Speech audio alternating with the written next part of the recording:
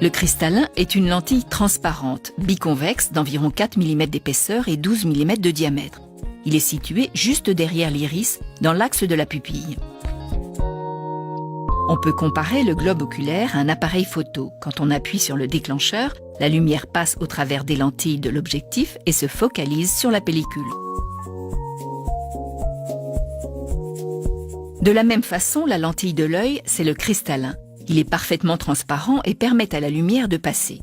Normalement, les rayons lumineux sont focalisés par la cornée et le cristallin sur une fine couche de cellules sensibles appelée rétine. C'est elle qui décode l'image et l'envoie au cerveau. Pour que l'image se forme précisément sur la rétine, le cristallin est capable de modifier sa courbure. Il fait ainsi converger les rayons de la lumière sur la rétine, quelle que soit la distance à laquelle se trouvent les objets. C'est ce qu'on appelle l'accommodation, c'est-à-dire la possibilité de voir net que l'objet soit proche ou lointain. Avec l'âge, l'œil devient moins performant et la qualité de la vue s'amenuise.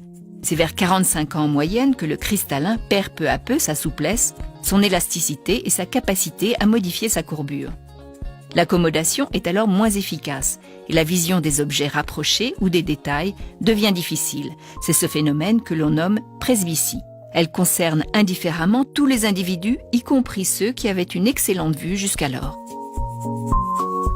Au début de la presbytie, ce sont les petits caractères qui deviennent difficiles à déchiffrer. À ce stade, on peut compenser en reculant les documents à lire ou en augmentant la lumière.